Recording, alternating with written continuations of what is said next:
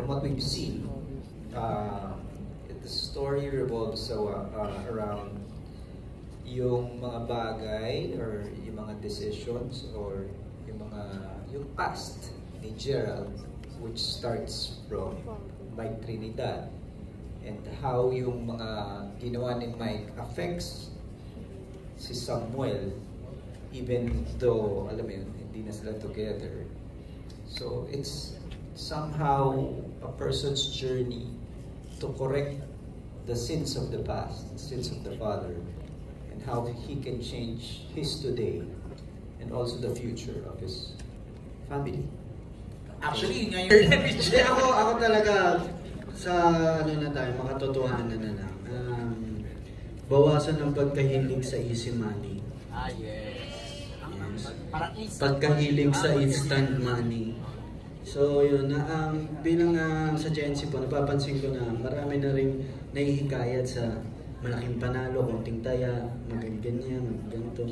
So, maliit na pasok ng pera sa investment, malaki ang balik. So, parang imposible naman na gano'n sa mundong to na hindi sana lahat ng tao na gano'n na naman. Diba? So, mag-ingat lang po sa gano'n, bawasan at mas maging matalino po.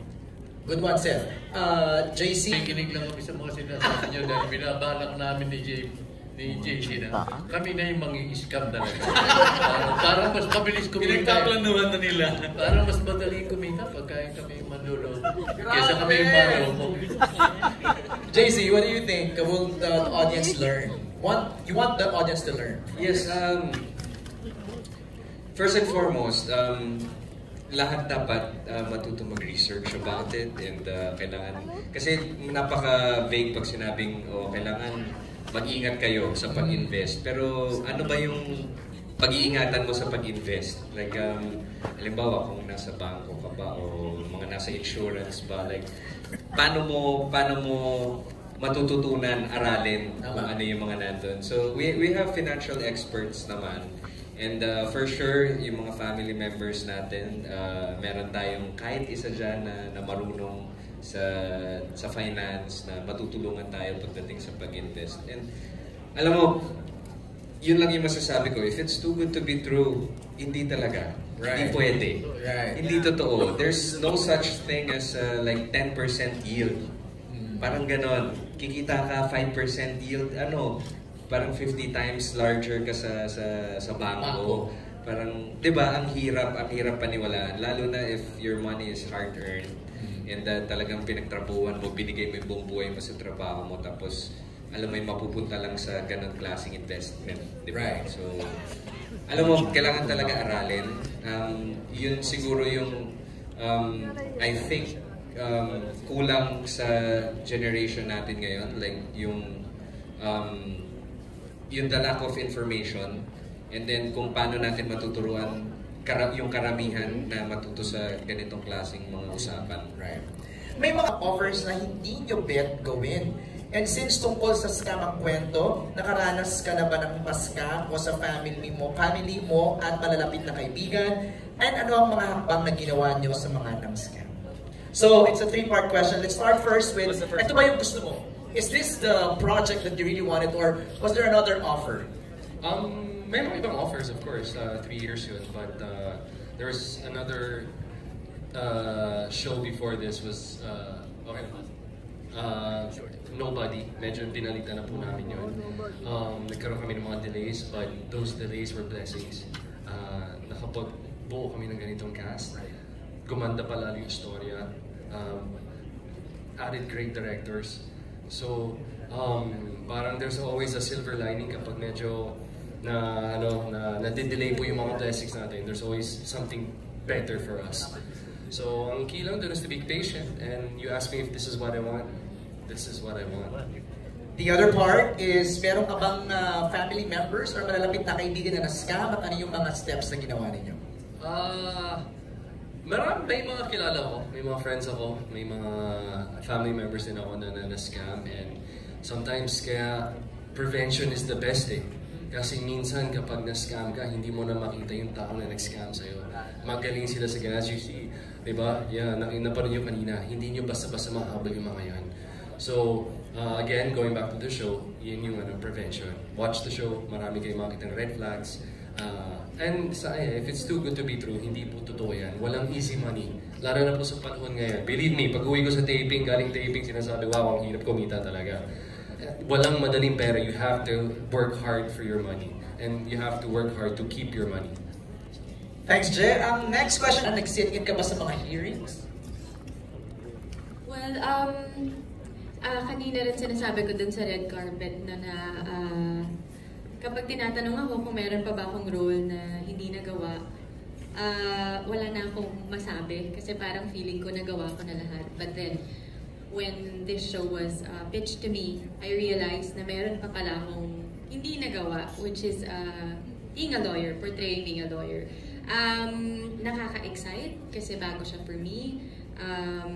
And also, it's my reunion project with Jay and with most of them. But also, it's my first time working with Direk Pijoy, but sa mga hindi po nakakaalam, Direk FM was my director in Marinela when I was 7, 8.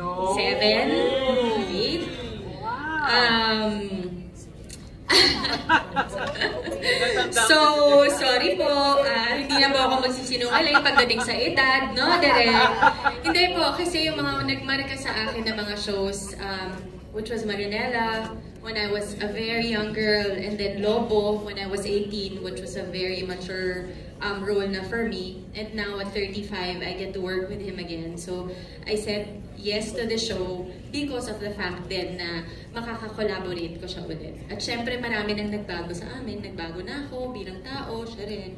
So, it's really nice to collaborate na. Ngayon, masasabi ko bago lahat for me.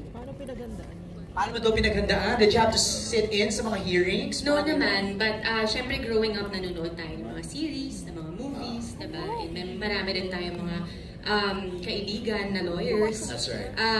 But it's actually very challenging kasi may mga terminologies, diba? And syempre, parang matter of fact, di mo sasabihin yung linya mo, hindi ka masyadong hindi ka tentative o kaya hindi ka parang mag-iisip bago mo sabihin yung statement. So, meron siyang rhythm.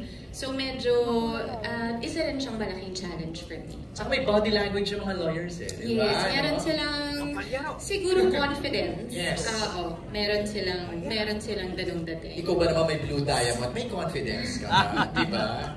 Kung magsuot ng diamond ngayon sa media conference eh, diba? Here's now playing the role of Gerald's mother in the series. Very nice. I love this guy. Sobrang gaan katrabaho, sobrang professional. Swak lahat. And of course, as I said earlier, no, the guidance of Direk FM. Kasi mas marami kaming ni Direk Eric than Direk Pijoy. Pero nagka-ano na rin kami. But every step of the way talagang totoo. So every time we have a scene, before doing that, lahat yun hinihimay-himay namin. Bakit ganun yung eksena, bakit ganun yung naramdaman, bakit ganun yung mangyayari, saan ang galing yung... Lahat yun, lahat talaga we discuss. We discuss all of that. And Gerald has been nothing but wonderful to work with. Very professional and parang anak ko na. Yan, anak ko na yan. Very nice. Thank you, Lord. Gerald, do you want to answer? It's nice to, pag tapos na at retired na ako, yun yung masarap pakinggan is masaya kang katrabaho, mabuti kang tao. At the end of the day, yun ang pinaka-importante. And this team, lahat ng directors and writers and this whole cast, they make me look good. Maniwala ka sa akin. They make me look good. Sila yung dahilan. And just his 20th. Binuking mo pa ako. Ay, wala. Si Shaina. Huwag daw tayo mag-line up age. Welcome to the club, brother. 2 decades. Congratulations, Jay. Yeah, super. 19 years ago, kahit siguro 2 years or 3 years ago, feeling ko hindi ko kakayanin itong ganitong ano. And sabi ko kanina, they make me look good. Talagang sila talagang dahilan. I just come to set as prepared as possible, pero yung guidance sila, guidance si Direk Pijoy, first time to work with him. Tapos si Direk FMR, siya yung madalas kong kasama. give it all to them. Kasi yung writing is so beautiful. Yung storya, very intelligent at kakaiba. Kaya very proud ako na ipalabas to because we know that we are doing something good. In terms of Samuel Trinidad, yes, aaminin ko, isa to sa pinaka-challenging talaga. But at the same time, in naka 20 days na ba tayo direct, this is the most I've ever learned in terms of acting.